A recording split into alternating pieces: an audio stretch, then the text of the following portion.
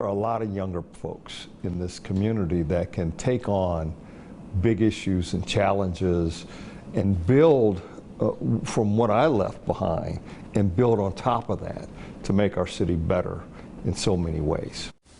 That's why former Columbus Mayor Michael Coleman tries to stay out of the spotlight. He often works behind the scenes with a number of local issues and mentors several area leaders. But the city's longest serving mayor is stepping forward again with a new campaign to end the sale of menthol cigarettes and flavored tobacco products within city limits. Yeah, our Kerry Charles spoke with him about the effort and his reaction to this week's multi-million-dollar settlement that includes an e-cigarette company and several states, including Ohio. If I knew I would become addicted to that, I wouldn't have done it in the first place. So many young people get addicted to nicotine at an early age, like I did.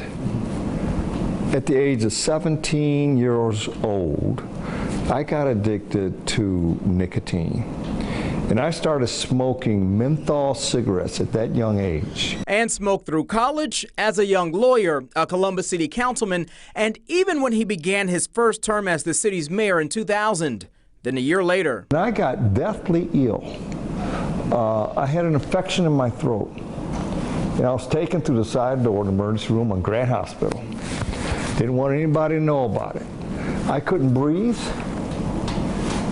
I couldn't talk hardly. Michael Coleman found himself in the middle of a health crisis. I heard talk about, man, does he need a tracheotomy? Does he need a respirator? And you thought? Scared the heck out of me. I was scared straight. And I said, Lord, if you get me through this night without those kinds of medical procedures, I will never smoke again. And I got through the night. Have you smoked again? I have not smoked at all, not one bit of it. Today, to address this issue, he's working with the Coalition to End Tobacco Targeting. More than 130 local organizations that back the effort held a news conference last month. The goal is to achieve legislation at City Council that ends the sale of flavored tobacco products, including menthol cigarettes. And when I got a call about this to see if I could do something on this, I enthusiastically said, absolutely. The former mayor says the issue strongly affects black communities. He points to the Tobacco Free Kids report, which says every year 45,000 African Americans die from smoking-related issues. And if current smoking rates persist, an estimated 1.6 million black Americans alive today under the age of 18 will become regular smokers, and about 500,000 will die prematurely from a tobacco-related disease. Stopping Menthol Saving Lives highlights marketing campaigns that have targeted black communities through the years.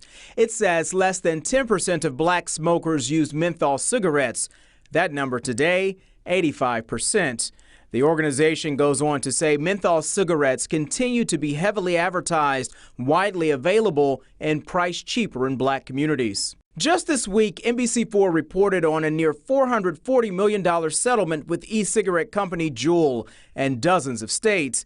It means the company will no longer be allowed to market to youth, pay for product placement, make misleading comments over nicotine content, or use paid influencers. It's about time. I'm glad that in Ohio and along with other states, they settled this case. So I was thrilled. It's just one step, though. And it's just one manufacturer, one producer. There's others out there. So with him supporting the push to end the sale of flavored tobacco products, including menthol-flavored cigarettes, I asked Coleman, who served 16 years as mayor, why didn't you take up this issue while you were in office?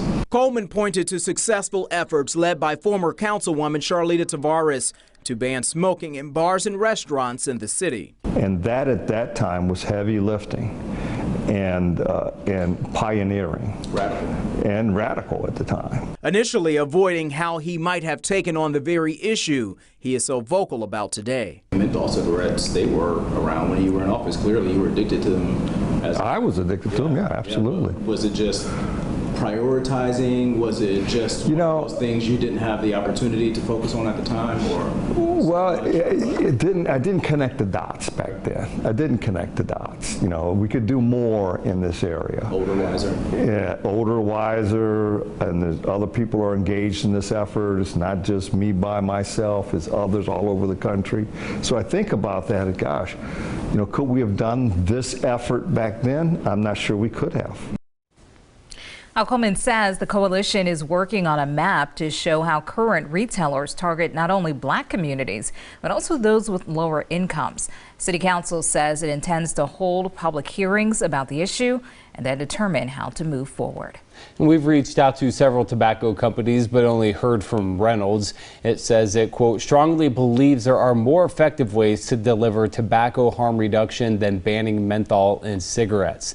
The company adds scientific evidence shows that menthol cigarettes do not present any greater risk of smoking-related disease compared to non-menthol cigarettes.